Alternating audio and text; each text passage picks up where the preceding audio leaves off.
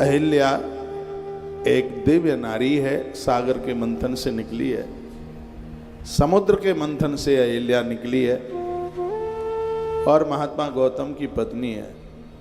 अंजनी और सदानंद दो संतान को जिसने जन्म दिया है, ऐसी बेटी को जन्म दिया जिसकी बेटी ने हनुमान को प्रकट किया है, बजरंगी को प्रकट किया है, वो नारी साधारण नहीं हो सकती।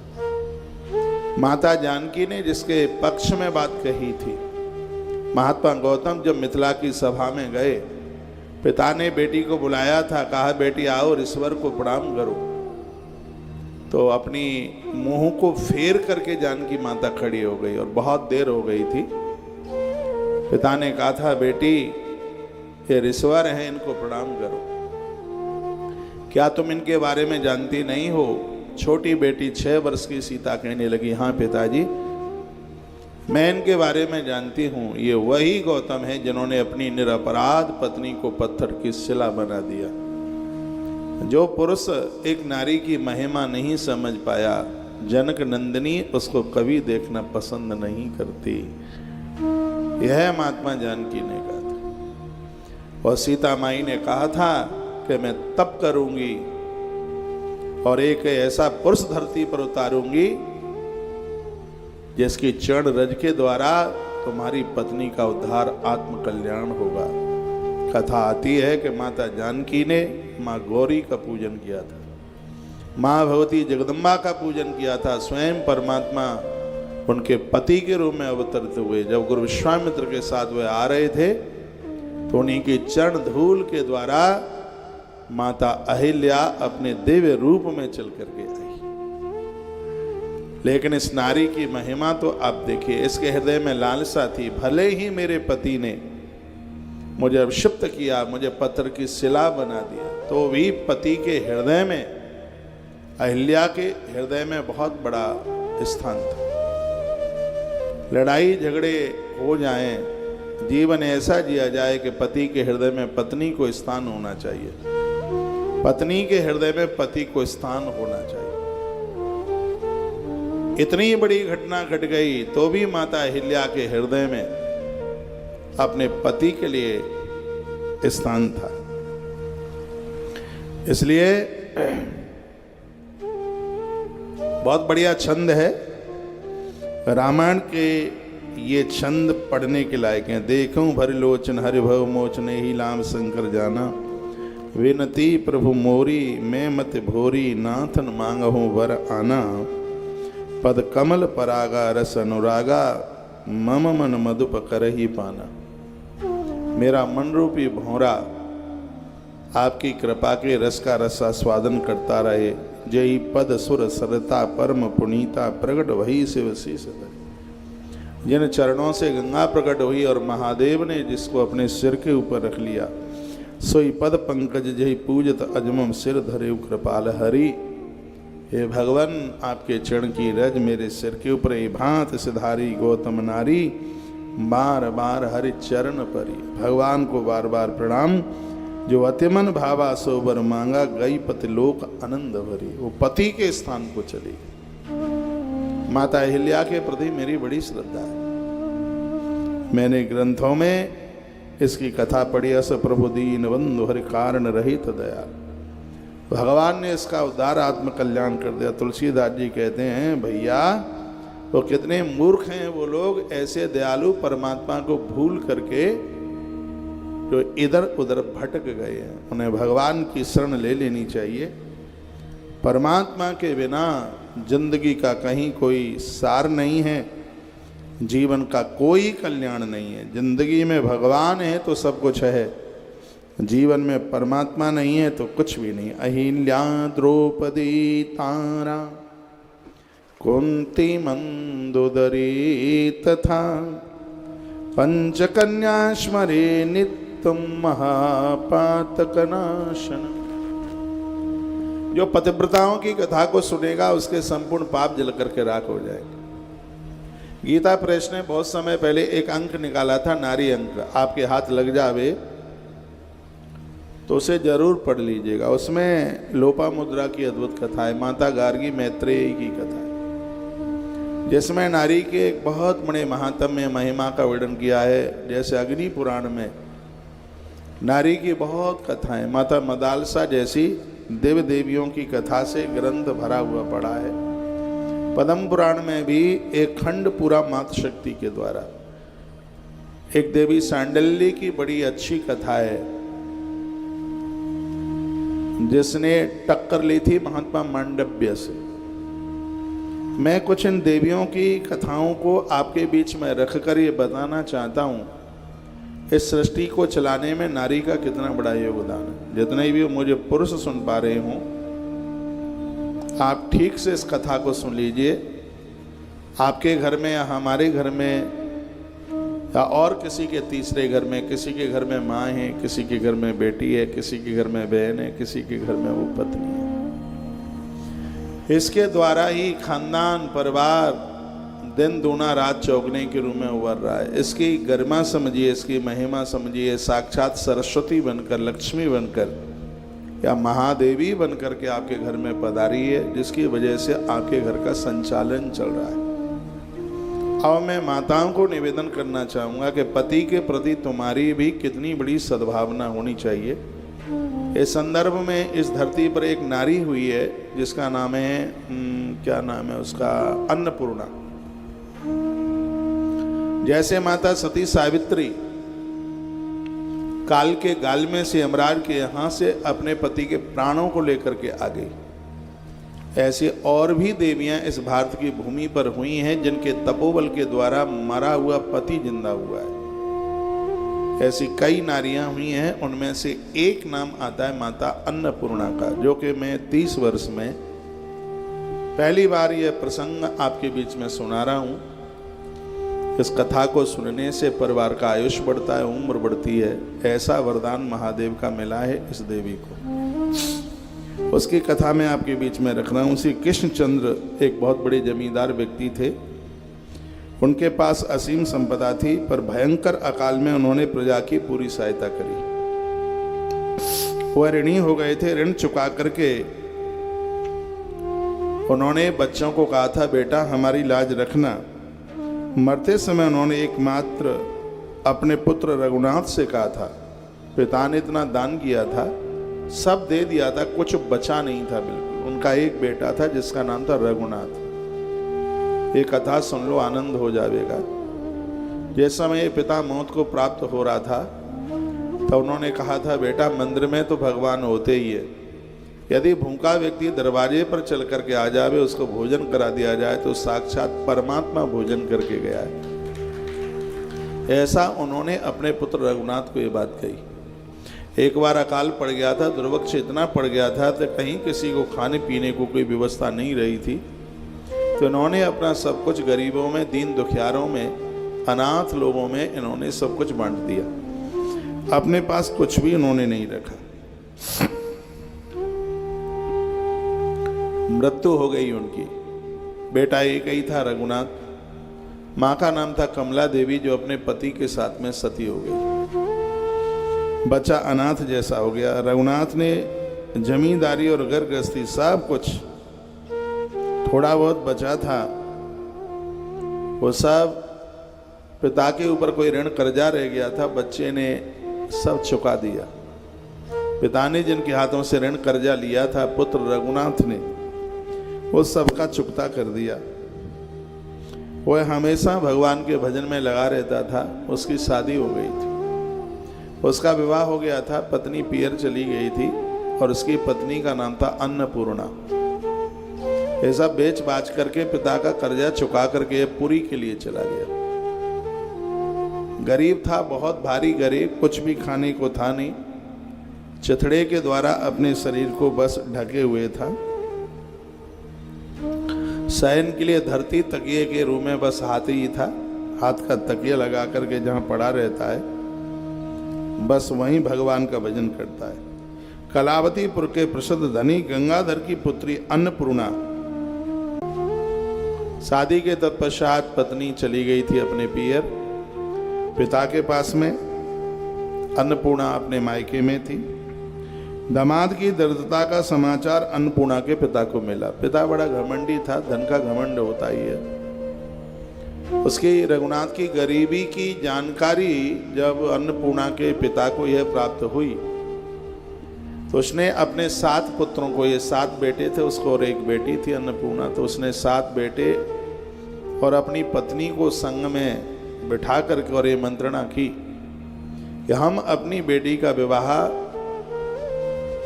राजा का जो कोई मंत्री है उसके बेटे के लिए हम संबंध कर देते हैं, क्योंकि उसके पास में धन बहुत है।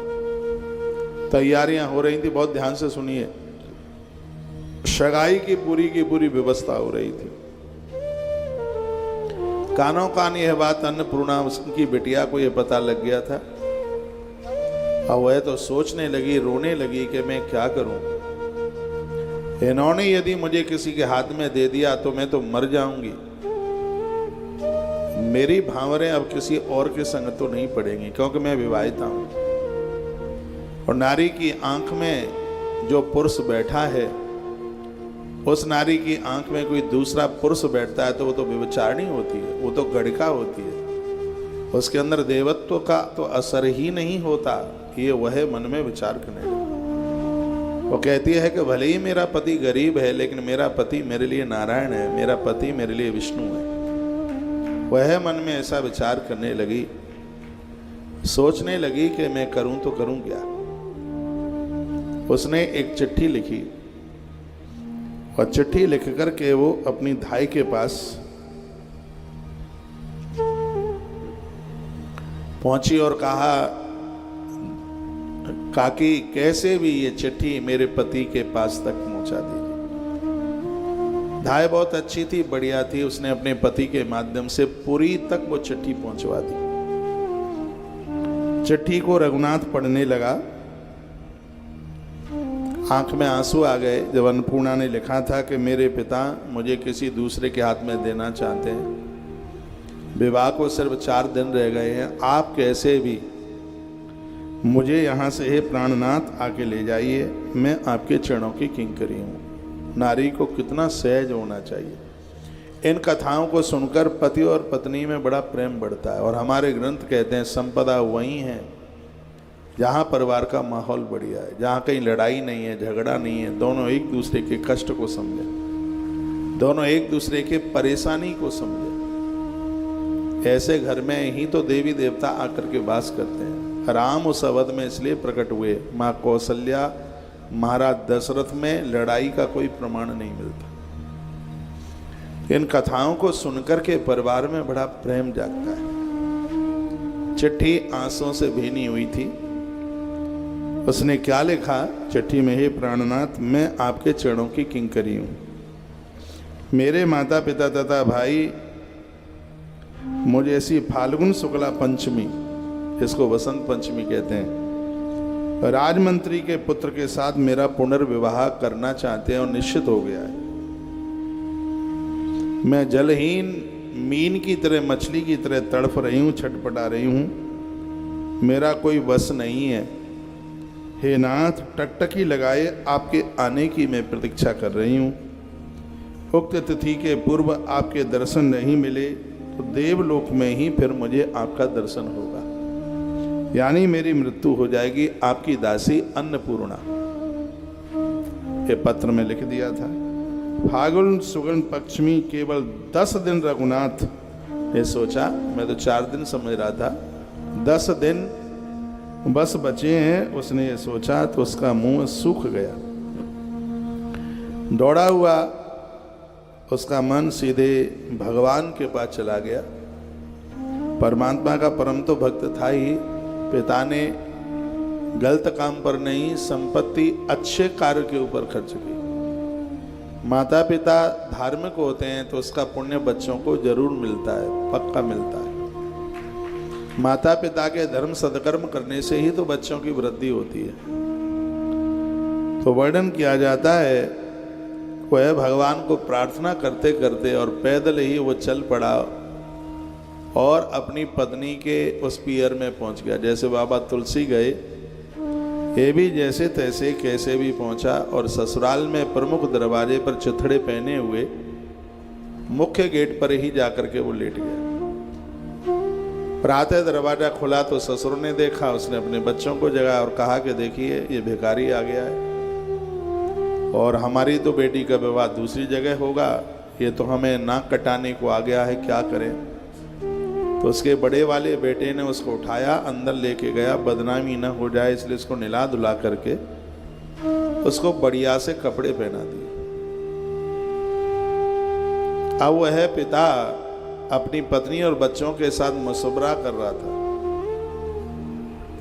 क्या किया जावे इसका, क्योंकि ये तो भिखारी बेटी को लेने के लिए आया है, यदि भेजेंगे नहीं तो बदनामी होगी, करें तो करेंगे। सास बड़ी खतरनाक थी, वो कहती है मैं इसके लिए भोजन बनाऊंगी, उसमें विष दे दूंगी, इसको मर जाएगा रात में ही, लोगों को हम कह देंगे किसी विषधर सांप ने इसका दंशन कर लिया है, इसलिए इसकी मृत्यु हो गई है। इस दुनिया में सब तरह के लोग होते हैं, ये कथा बड़ी अद्भुत है, बहुत कुछ सिखाने वाली कथा है। ऐसे भी लोग हैं, दामाद को मारने के लिए इसकी सास ने भोजन में विष मिला दिया। भोजन की थाली तैयार, दामाद को बिठा दिया गया भोजन के लिए, और अन्नपूर्णा को कैसे भी इस खबर का पता लग गया। उसने चिट्ठी लिखी। पहले की स्थिति माताएं बनाती थी तो बेटियां ही परोसती थी, लेकिन यह भी नियम था कि दामाद के आगे और कोई आ जावे मेहमान रिश्तेदार तो परोस सकती थी, लेकिन दामाद घर में आता था तो बेटियां अंदर घुस जाती थी। तो आपको भी पता होगा, जमाता के आगे सामने निकलना नहीं होता था, इतनी सम्मान मर्यादाएं थी।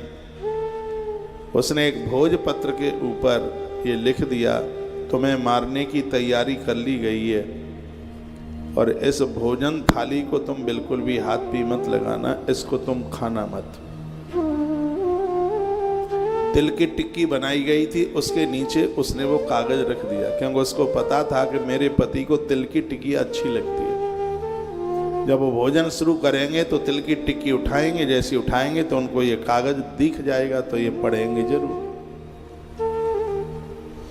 नारी को, पत्नी को ये पता होना ही चाहिए कि मेरे पति को खाने पीने में क्या अच्छा लगता है। अब इस पर तो मैं व्याख्यान क्या करूंगा, वो तो आपको पता ही होगा क्या खाने पीने में अच्छा लगता है। आत्मीयता पति के साथ जुड़ी हुई होती है तो पति के बारे में सब कुछ पता होता है, पत्नी के बारे में भी सब कुछ पता होता है। थाली नौकरानी लेकर के गई और उस दामाद के सामने जाकर के परोस दी, जिसकी हर वस्तु में विष मिला हुआ था। उसने नेत्र बंद किए, भगवान का भोग लगा दिया, और भोग लगाने के बाद जैसे ही उसने वो तिल की टिक्की उठाई तो उस पर वो लिखा हुआ वो पत्र मिल गया उसको।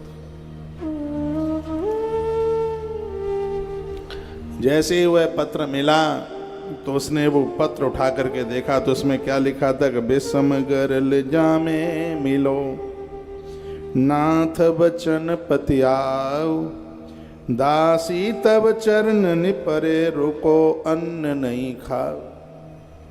उसने पत्र में लिखा था, मैं आपकी दासी हूं, आपकी चरण सेविका हूं, ये थाली में जहर मिलो भयो है, मैं आपसे प्रार्थना, मेरे पति ने मेरे अलावा किसी नारी का चिंतन न किया हो तो हम पति पत्नी के दोनों के पुण्य आपके चरणों में समर्पित है, हमारी आराधना पूजा आपके चरणों में समर्पित है। अन्नपूर्णा कहती है कि हे प्रभु महादेव, हम तो आपके बच्चे हैं, हम आपके दास हैं, यदि मैंने निष्काम भाव से आपकी आराधना की है, मेरी आंख में कभी कोई परपुरुष आकर के बैठा नहीं है, यदि मैं लोक लाज का निर्वहन कर रही हूँ तो हे महादेव आपके चरणों में प्रार्थना है, मेरे पति के प्राणों को आप वापस दे दीजिए। ऐसी प्रार्थना करी, यमराज का सिंहासन यूं हिलने लगा, यमराज चक्कर खाने लगा। यमराज पहली बार दौड़ते हुए भगवान शिव के पास में पहुंचे और कहने लगे कि मेरे सिंहासन के नीचे आग जल रही है, कैसे भी हमें बचा लो। मृत्यु लोक में कोई तपस्वी नारी आपके ध्यान में बैठी है, उसके पति की मृत्यु हो गई है, मेरे दूत उसके पति के प्राणों को लेकर के आ गए हैं, मेरे सिंहासन में आग लग रही है नीचे से। हे प्रभु कैसे भी रक्षा कीजिए। बताते हैं स्वयं भगवान महादेव वहां चल करके आए और भगवान शंकर ने मस्तिष्क के ऊपर हाथ रखा, मरा हुआ रघुनाथ जिंदा हो गया। दरवाजे के ताले टूट करके नीचे गिरे। भगवान शंकर वहां से प्रस्थान कर गए। जब मरे हुए दामाद को देखा तो सबकी आंखें खुली की खुली रह गई। रघुनाथ ने अपनी पत्नी को कहा कि यहाँ रहना नहीं है, बस अब चलते हैं। अन्नपूर्णा जैसे ही चलने के लिए तैयार हुई तो उसके पिता ने कहा, बेटी तू इस निर्धन भिक्षुक के साथ रहना चाहती है, धनी मानी राजमंत्री के पुत्र के साथ हम तेरा विवाह करते। अन्नपूर्णा ने कहा, पिताजी मैं हिंदू नारी हूँ। उसने जो जवाब दिया, पिताजी मैं हिंदू नारी हूँ, अन्नपूर्णा ने उत्तर दिया, पति की चिंता में मैं रात भर रो रो करके भगवान से प्रार्थना करती रही और मैंने भगवान को यह कहा था, मैंने एक पुत्री के धर्म का निर्वहन किया हो, मैंने एक पत्नी के धर्म का निर्वहन किया हो, हे भगवान महादेव तो मैं मेरे पति को जीवन दान देना ही होगा। पिताजी पुत्री के जितने भी धर्म होते हैं मैंने उन सबको पूरा किया। जब मैंने बेटी का धर्म पूरा किया है तो मुझे पत्नी और माता का धर्म भी पूरा कर लेने दीजिए। तो कहती है कि जब कोई बहुत दिक्कत परेशानी आवे तो ही कहीं नारी दूसरे विवाह के लिए जाती है। आप मुझे क्षमा करें और मैं किसी दूसरे के साथ विवाह करने के लिए मैं राजी नहीं हूँ। मेरा पति बहुत गरीब है, ये मुझे पता है, उसको बदन ढकने को वस्त्र नहीं है। पिताजी यह मुझे पता है, लेकिन ये भी सुन लीजिए मेरा पति विष्णु नहीं है, मेरे लिए मेरा पति विष्णु से ऊपर है। सगरे देवता इस अन्नपूर्णा देवी का दर्शन करने के लिए आए थे। कहा मुझे कोई भय नहीं है, तो भी इस राजा ने सैनिकों को पीछे भेजा। सैनिक पीछे से गए थे। बताते हैं कि कृष्ण और बलराम ये दोनों एक विशेष रूप में चल करके आए, सभी सैनिकों को समाप्त कर दिया। अन्नपूर्णा ने कृष्ण बलराम का प्रत्यक्ष रूप से दर्शन दिया। स्वयं माता सुभद्रा चल करके आई थी, क्योंकि जगन्नाथपुरी में तो वही तीनों देव हैं। तो इस कथा के माध्यम से मैंने कुछ निवेदन किया है, वो ये है, नारी के लिए पातिव्रत धर्म एक कहानी ही नहीं, एक जिंदगी है, एक जीवन है।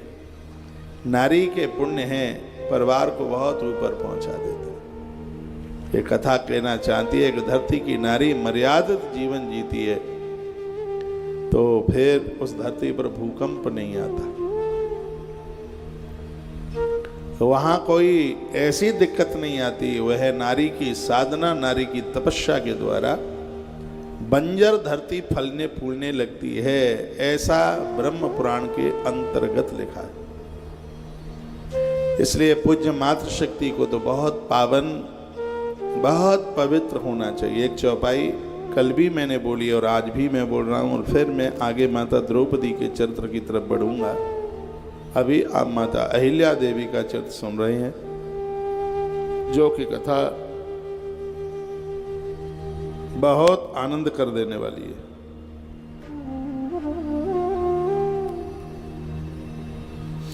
एक ही धर्म एक व्रत नेमा, एक ही धर्म एक व्रत नेमा, काय वचन मन पति पति प्रेमा। एक ही धर्म एक व्रत नेमा, एक ही धर्म एक व्रत नेमा, काय वचन ममे पति पद प्रेमा एक ही धर्म में एक व्रत नेवा काय वचन मन पति पद प्रेमा। नारी के लिए मन वचन और कर्म से पति के चरणों में प्रीति होनी चाहिए। महात्मा गौतम ने भारी कष्ट दिया तो भी अहिल्या के हृदय में अपने पति के प्रति पूर्ण श्रद्धा थी। ऐसी देवियां ये धरती को दिव्य कर देती हैं, पावन कर देती हैं। यात्रा महोत्सवम नित्यम नर्तनम गायनम ब्रजः पराक्रीडम च सततम नहीं पश्यत शुभ्रता। नारी कहीं किसी धार्मिक अनुष्ठान में यदि नृत्य करती है तो उसकी आंखों में उसके पति के अलावा कोई नहीं हो सकता। नृत्य करते समय वो किसी दूसरे पुरुष का हाथ नहीं पकड़ती। नारी आरती के थाल में अपने पति के साथ ही थाल है, उसी थाल में हाथ लगाती है। नृत्य करते समय अपने पति का ही हाथ पकड़ती है। आर की तो बात ही छोड़िएगा, आज तो क्या क्या होता है। सम्मान मर्यादाओं का वर्णन इस ग्रंथ